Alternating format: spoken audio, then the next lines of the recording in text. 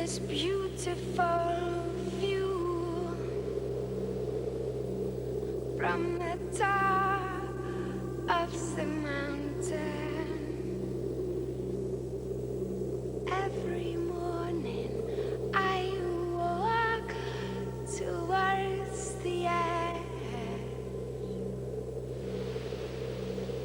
and throw little things up like car parts, bottles and cutlery, or whatever I find lying around.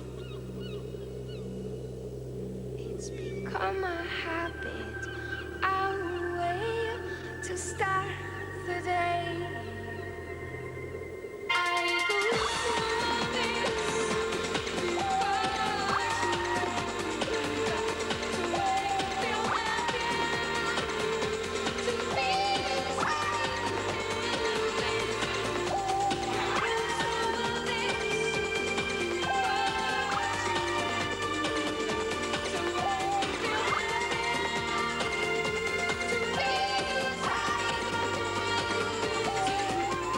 How many singers have anything to say, let alone anything original to say, or an original way of getting it across? She just has a very unique way of seeing things.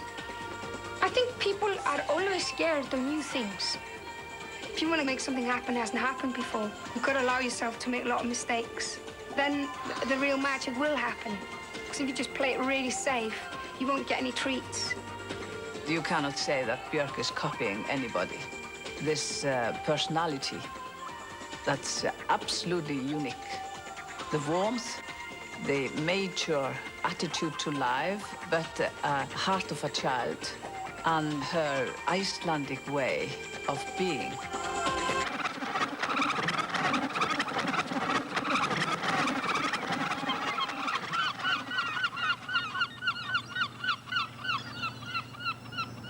I come from Iceland, and this harbour is probably my roots, you know, and the weather and the mountains. For me, this is the heart of Reykjavik. I never try to do things that are Icelandic, you know. I don't sort of go out my way. Just the fact that like all my family 1,000 years back are Icelandic, and I was born here with all those things inside me, and with that face and this body, you know, and with these influences, I think that's enough. I don't have to. It's so much subconsciously there. I don't have to focus on it consciously as well. But yeah, there is a big chunk there. I live by the ocean.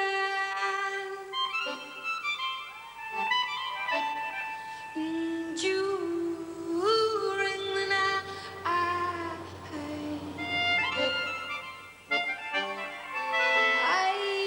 dive into it.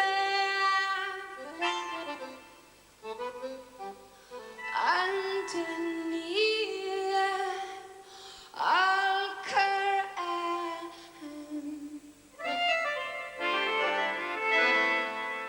Down by the bottom.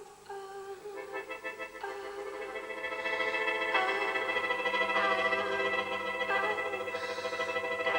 drown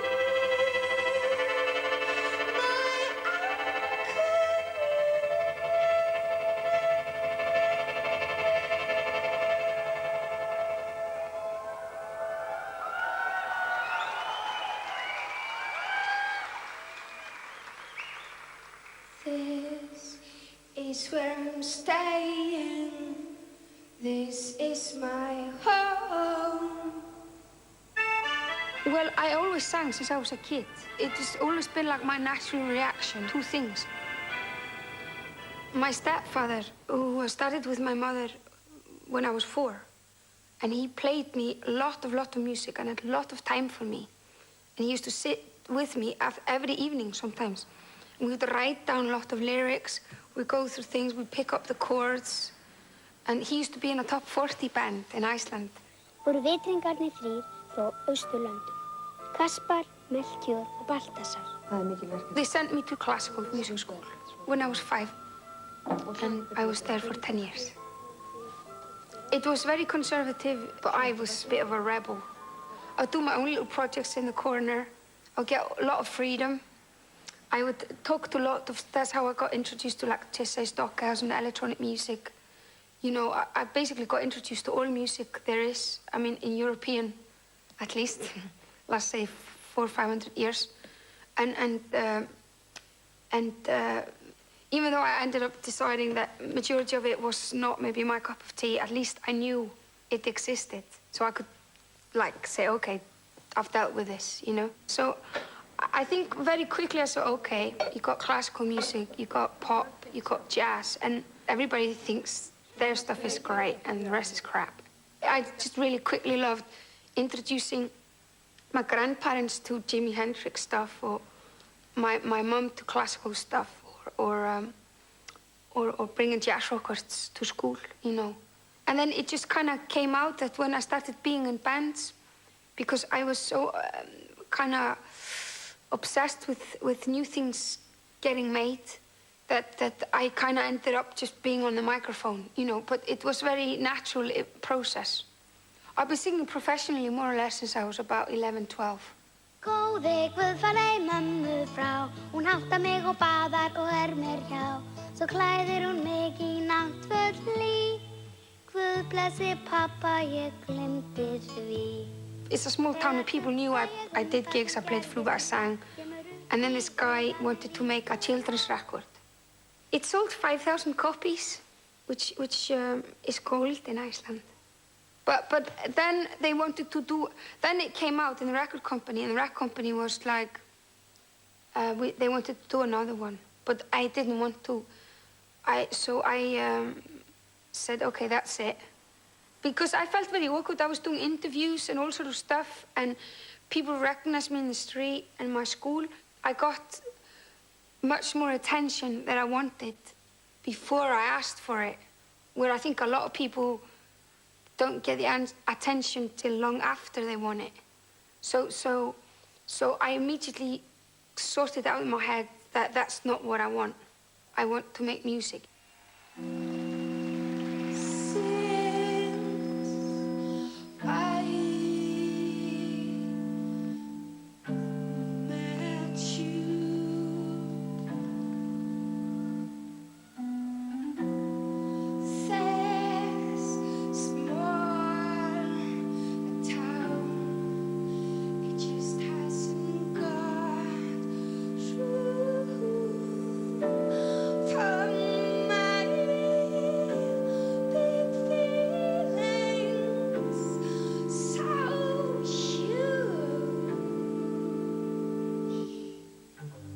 She can be extremely childlike in her voice, or it can be totally in command and like an absolute queen. This sort of exaggeration of emotions is what really comes through in her voice. I'm violently happy 'cause I love you. I'm violently happy, but you're not here. I'm violently happy. Come calm me down before I get into trouble.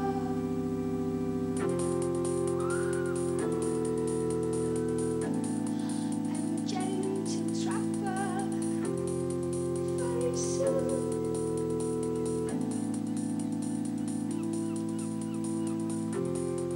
I tiptoe down to the shore. I stand by the ocean, and I make it roar and free, and I run back. Ooh.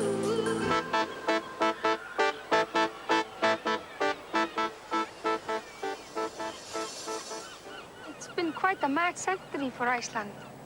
Because like 100 years ago, my grandparents' generation, they were brought up in like mud houses. the lifestyle was like Middle Ages, you know? And then we became independent in 1944, and we became, after World War II, like, I think the 5th richest country in the world or something, like really quickly. It developed in maybe 80 years what, say, England has developed in 400 years. It's so quick that it's almost violent.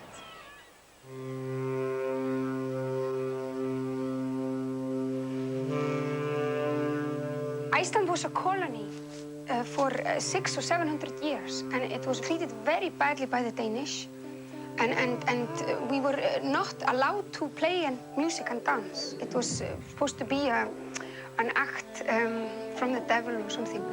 And so what we got obsessed with was storytelling and the sagas, you know. That's all our culture is basically literature, very literature-based. Probably the most important music in Iceland was half talking and half singing, kind of chanting. Reiðrum ganga fuglar frá, flöktan dranga bjarga, sólarvanga syngja hjá, sálma langa og marga.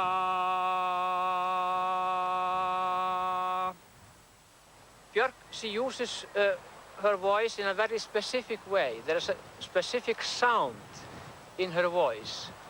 And you can say the same about the voice of the old Icelandic choirmen who were reciting the rímur.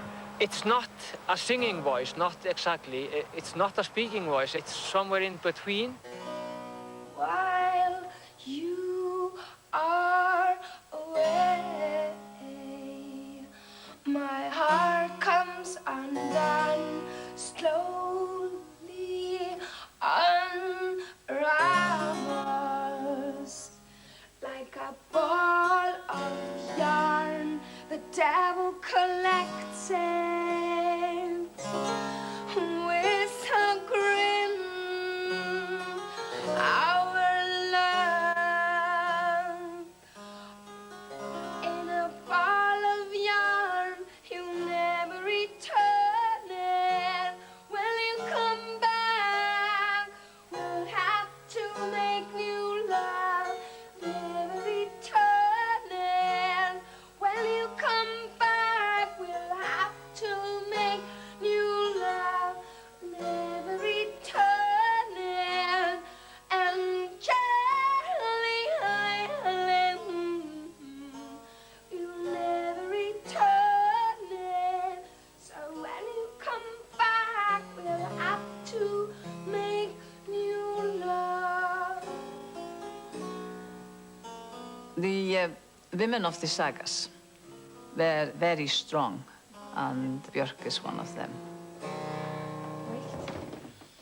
It is said about the Icelanders that they are bold in art. They do not calculate the steps. If I do this today, this will happen tomorrow. They do today what they have to do today. All that's very Icelandic, because we live with this nature and the elements that we have to defy all the time. We are not thinking about it every day, but it forms our character, of course. I think when you come from a place where nature can kill, I mean, you could literally not be here in a week. That sort of makes you humble. And I think it's healthy. It puts you in your place.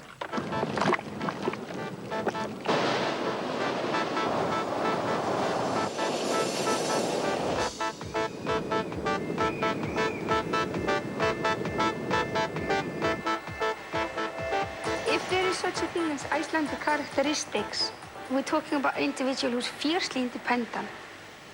It's like so self-sufficient. It's like arrogant. And like anarchy is just like people who invented anarchy like 100, 200 years ago. You know, Icelandic people is like, so.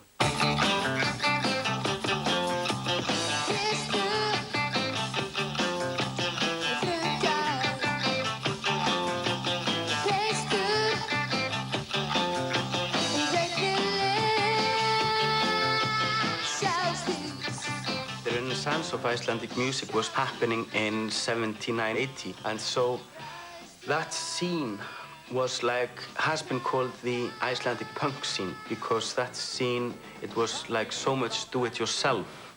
It was not like a political thing like right-wing or left-wing or anything like that. We were singing in Icelandic, and we were dealing with Icelandic reality, and we were putting out our records and doing basically everything ourselves.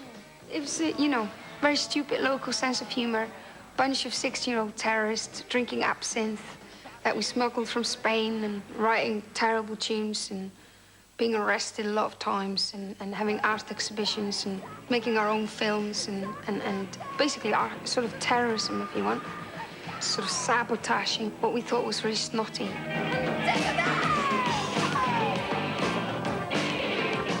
I think the people that ended up forming Cook and the Shoe Cubes, Bad Taste, they were bound to meet, you know, because in such a small town, having same obsession, basically being terrified of mediocrity. I think that was always been our biggest enemy. Mediocrity, materialism, narrow-mindedness, small town mentality. And we'd do anything to break that down.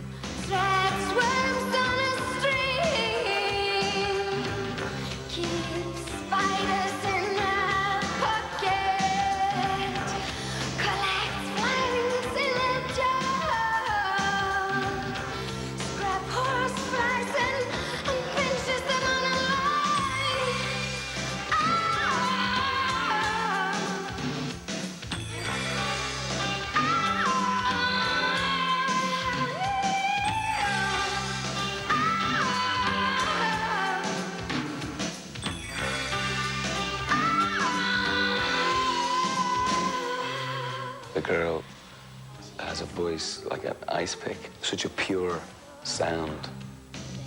When the Sugar Cubes played with U2, I would be preparing in the dressing room, and even if I couldn't hear the band, I couldn't hear anything. You know, I could just hear this low rumble through these, you know, stadium walls or wherever we happened to be playing. I could always seem to hear that voice. Just, it seemed to travel through metal and concrete and glass and, you know, 50,000 punters, and I, you know, just went straight to my heart. What can I tell you?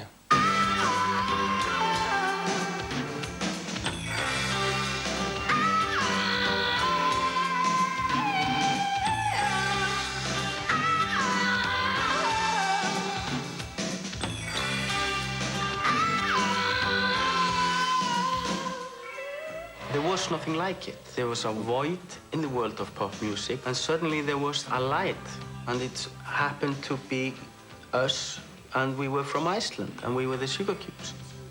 Somebody told me that Birthday had been chosen single of the week in Melody Maker, and my response was, oh shit, because I knew it was trouble. And boy, it did prove out to be trouble for us. There was like companies that came here and got offered us 60 trillion billions, and we just told them all, you know, to F-U-C-K off, because we were being terrorists and all that. And that took about 1.5 years that we just kept sending them back. The agenda of the Sugar Cubes was never to become, like, world famous. We were doing this for fun.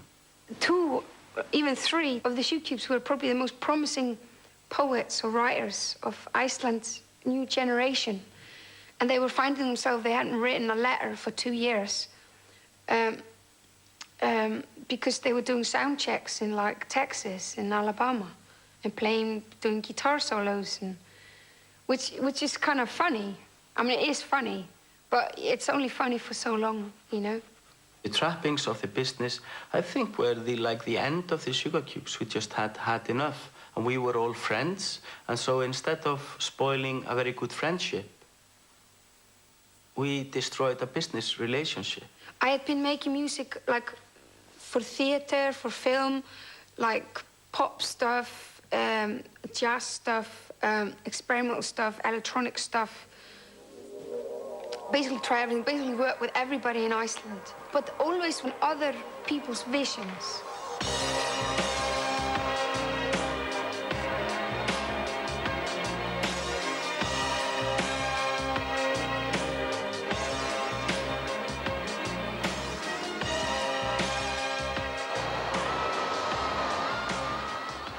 to London to make my own album, it was time for me then to write songs about me. I was 27. I thought, okay, you know, you're a coward if you don't try more things. It was a very big decision to move, mostly because of my son, and I'm a really family-orientated person. Stop confusing me. When I came to London, I was very looking, and I was very sure that I was gonna do an album that hadn't been done before. So the people I was most attracted to, and the scene I was most attracted to when I came here, was people who knew as little as I did about what was gonna happen. Not people that had already established things, but people that were still trying to sort of entering the unknown, if you want, and trying to discover something that hadn't been discovered before. London is gorgeous because it functions as a brewing pot for people from all over the planet on similar missions to me. And if I don't talk to them regularly and I don't see them play regularly, I just go mad. You know, in Iceland, I was very much the odd one out, you see. I just need to know that I'm not the only one. And the people that ended up in my band, without me planning it so, were like one person from Iran, one from India, one from Turkey, one from Cyprus, one from Barbados. It's a bit like Immigrants United. For me, the whole Britpop thing and the Oasis thing and the whole guitar thing is this kind of British scare of losing Britishness and the immigrants taking over in that. English people, like the Britpop scene, they just seem to repeating and trying to sort of hold the Victorian flag alive, but it's just, you know, dead, you know. And it don't seem to be doing anything fertile. Nostalgia is the order of the day for the most here. Except in dance culture and club culture, people are looking to the future, which is, I think, why Björk was attracted to that.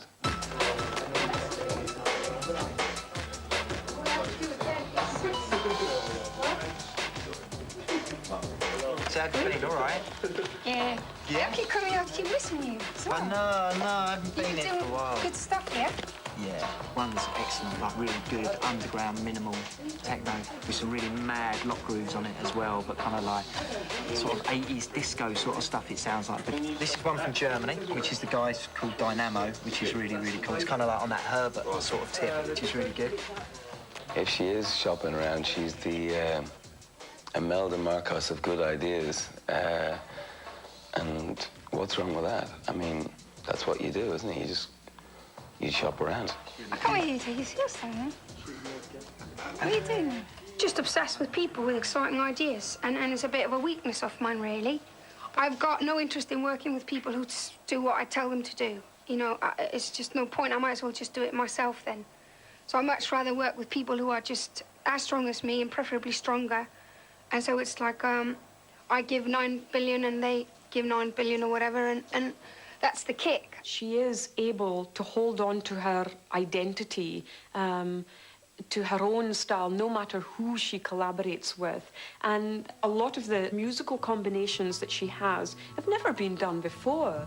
Come to me, I'll take care of you, protect you.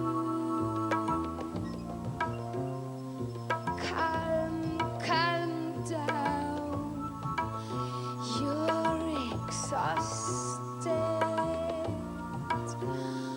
Come lay down, you don't have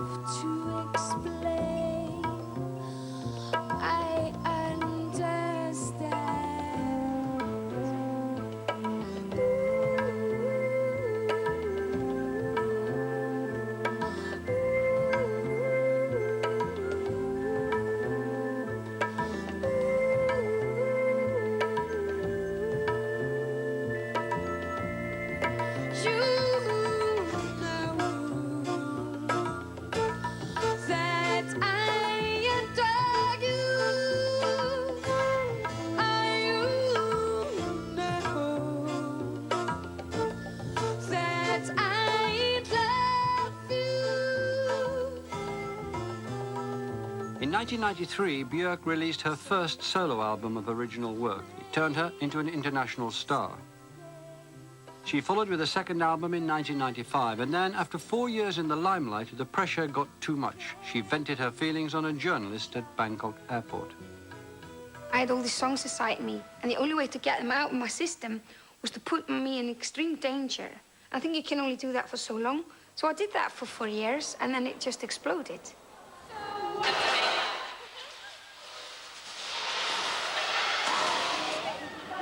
When you've gone to that sort of speed of living, like 9,000 miles per hour, you don't exactly fade down. I think you sort of explode, really, and crash.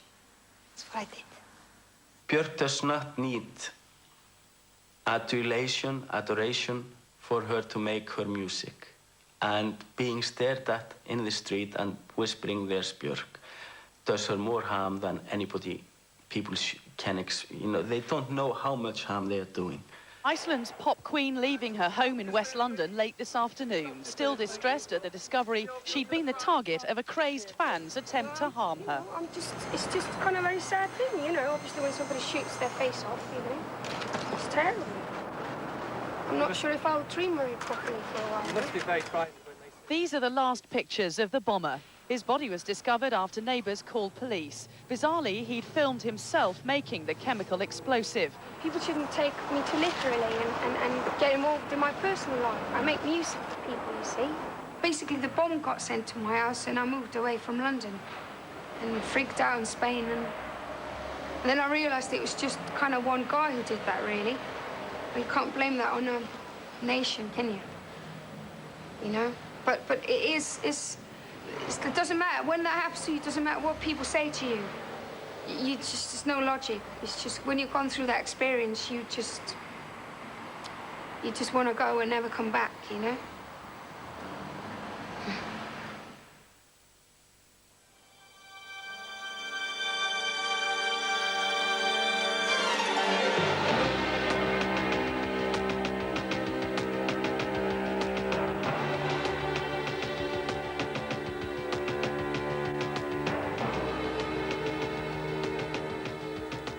Much of the past year, Björk has been living in southern Spain, where she recorded her third solo album.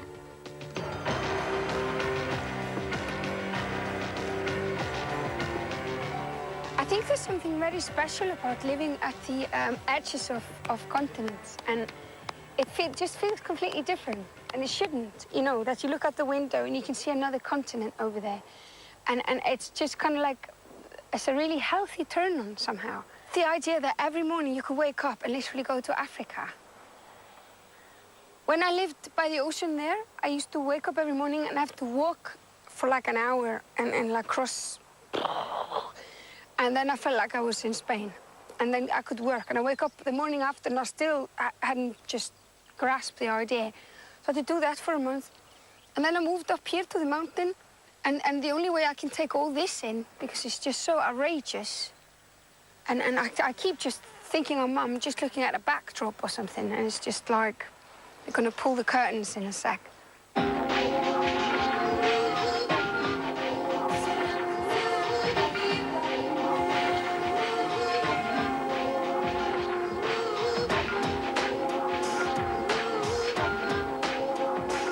These are the things that I own, that I usually have in my house, where I do all the demos. So we set this up and brought this down to Spain. When I did debut and post, they were very much like greatest hits of my musical passions for all my life. And I knew it would take 2 albums to do that. That's why I called them debut and post, before and after, of getting rid of the back catalogue almost, you know, gracefully, you know, because you can only move on if you do that, you know. So this is like a fresh start for me. And that's why I want to call this album homogenic or genus or genius or whatever. I'm still working on that, because it's one flavor. It's just me now, you know, here. And it's going to be, instead of like all these different instruments, it's just going to be beats, strings, and voice.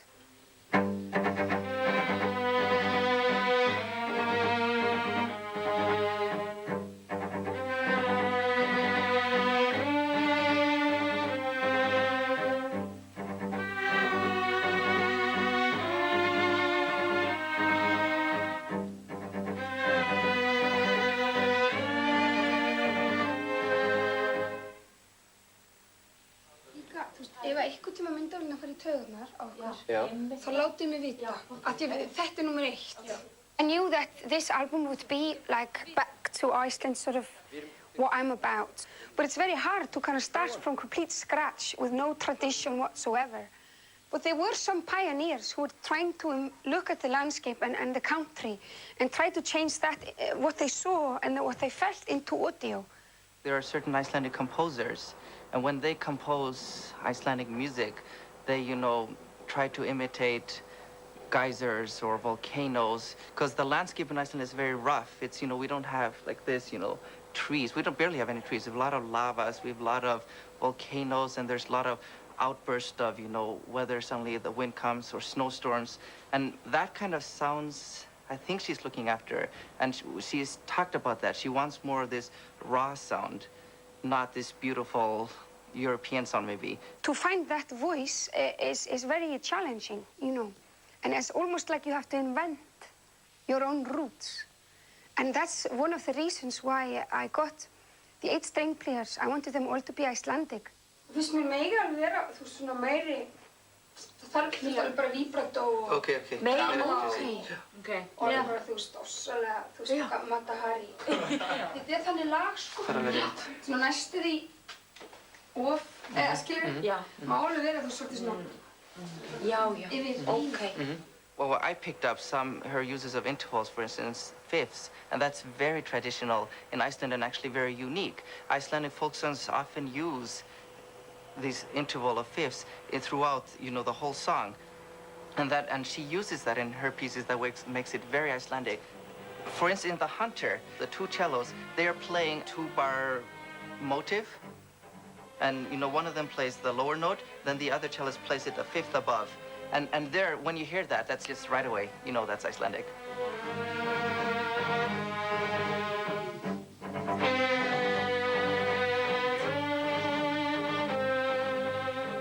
I wrote a song called Hunter, and it's based on what my grandmother told me on Christmas about 2 different types of birds who are birds that always have the same nest all their lives, like swans, and they always have the same partners all life.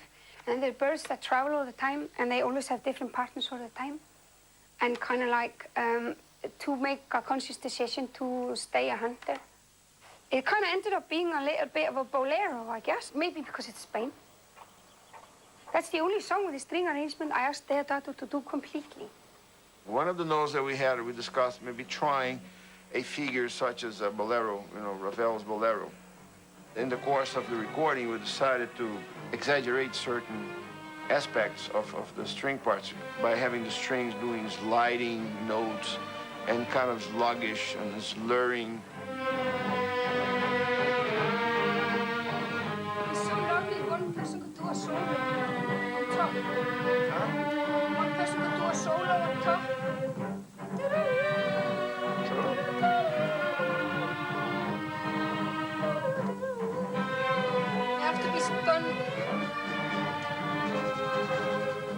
When she sends me something, it's pretty much done. What I understand, and I was correct in understanding it that way, is that she really wants a color.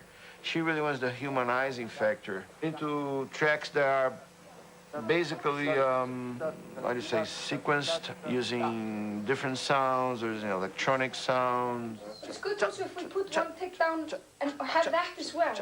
We come tomorrow and we can listen to it. Okay. Yes. And then we know what to fix, Absolutely. if that works or not. But at least we put it down. Okay.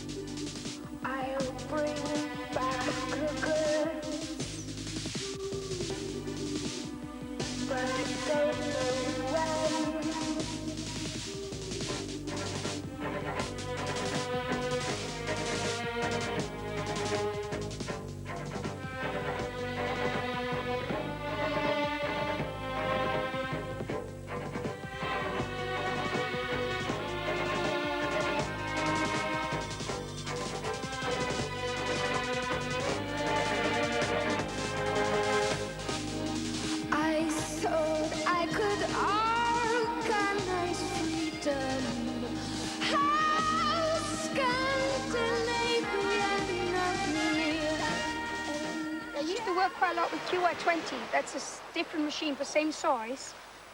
And you have 8 tracks and 100 noises. And you can make as many songs as you want. And a lot of my tunes for the last 4 years I wrote on that. It's so incredibly convenient. Put the batteries in and you can take it. You can write on the airplane or your grand's house on the top of a volcano or in a club or in a tube. But this is a different machine. This is like a sampler.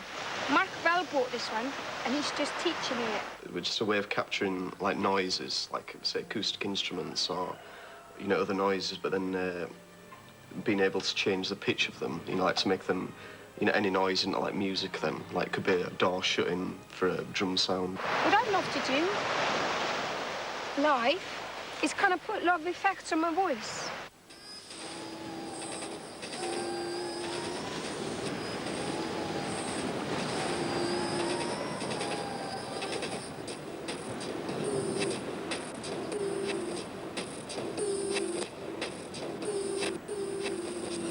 I made a conscious choice that the beats for this album will be very simple, almost naive, but still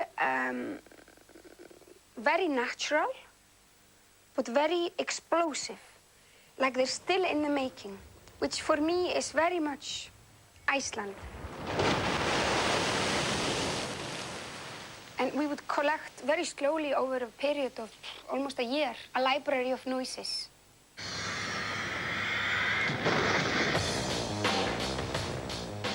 Iceland is geographically probably the youngest country on the planet. It's still changing and growing and very raw.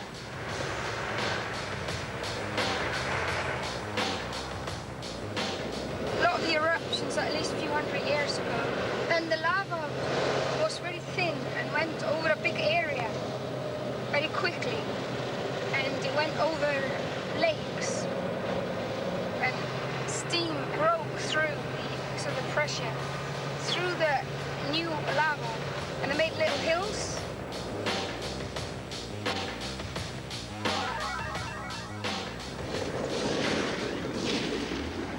So there's a lot of energy here.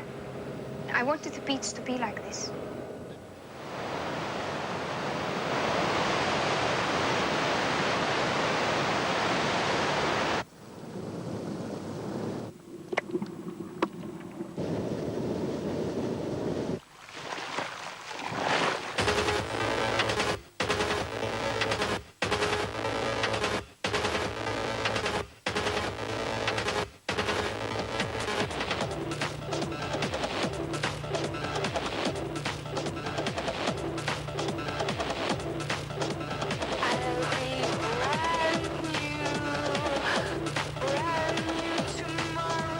Obsessed with electricity. My dad's an electrician, and my grandfather too. And I've been obsessed since I was a kid with people like Stockhausen, Kraftwerk, Brian Eno.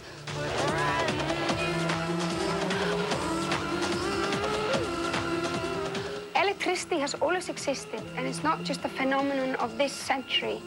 And it's always been in thunder and lightnings, and in Iceland, the Thorshammer, And acupuncture has been around for 1,000 or 2,000 years. Electricity and equipment are just tools.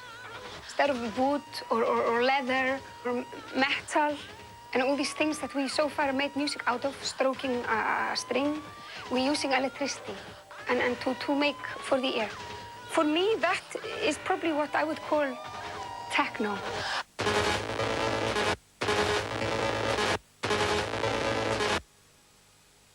I find it so amazing when people tell me that electronic music has not got soul, and they blame the computers. They got the finger and point at the computer. It's like, there's no soul here.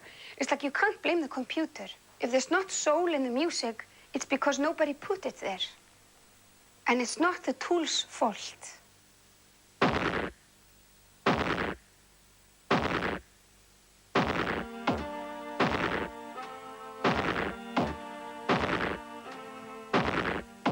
You think you deny me of something.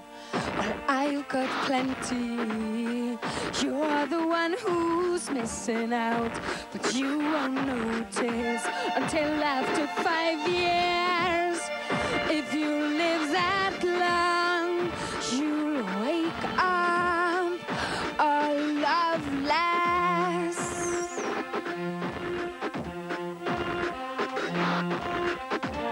I dare you to take me on. I dare you to show me your pulse. I'm so bored of cowards that say they want, then they can't tender.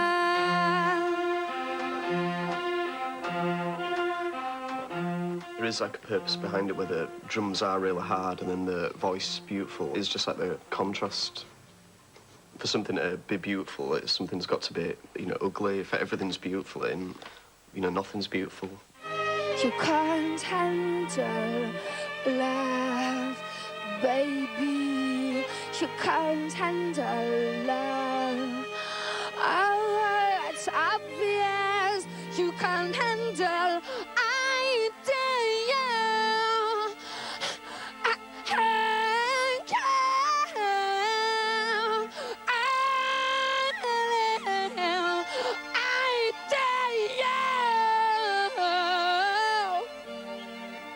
I dare you.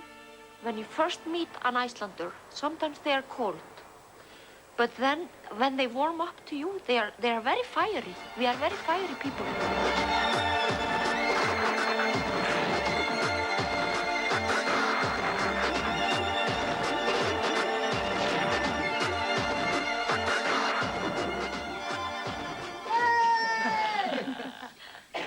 Anita!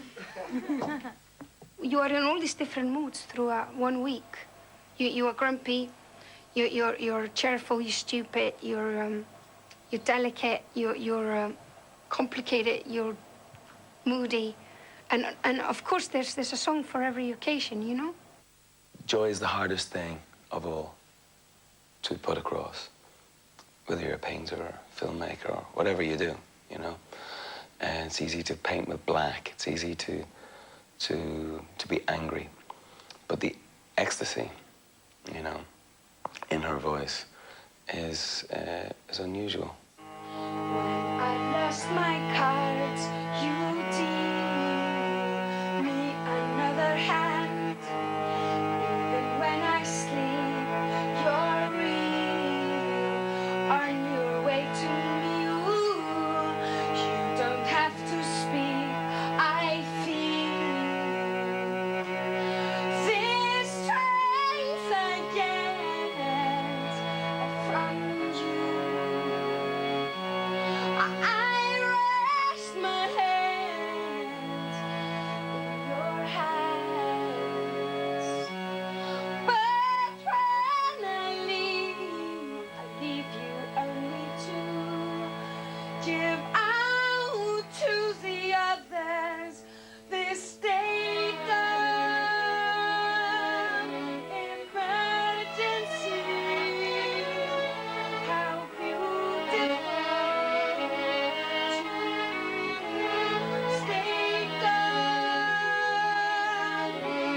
emergency is where I want. Most of my work I do in my head, just when I'm doing other things. And I don't know, it's because I've been doing it for long or because I spent so many years without recording my songs. I wasn't until 27 I started recording them. That I naturally become quite organized in my head, and I got all these different sections and little cupboards and drawers. And I start that idea and I put it in a drawer, and I can come back to it a year later and it will still be there. So I walk in a room and it looks like I'm starting a song, but it's actually, in a way, I've maybe been working on it for a year. Er þetta ekki miklu betra? Miklu, já. Við getum farið ennþá lengra. Okay. Þetta alveg bara svona sound of music. Yeah, okay. Þú veist, alveg bara svona væg. Yeah. I write about one song a month. And it's usually just the theme of that month, like the soundtrack to that month in my life. Og líka kannski hvernig við... This is the lyric to a song about my best mate, Yoga. But all the other pages, there's absolutely no way I'll open for you, whatever you offer me, because that's so private, it's scary. And I've got a beautiful secret code, which is called Icelandic. So you guys will never find out what it says in this.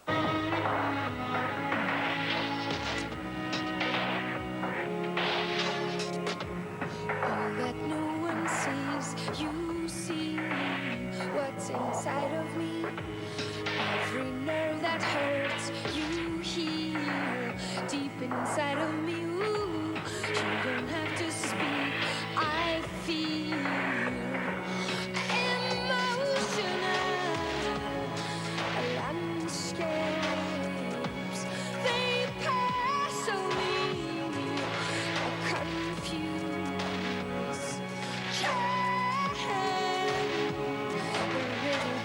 Solved, and you push me up to this state of emergency. How beautiful to be state of emergency is where I want to be. State of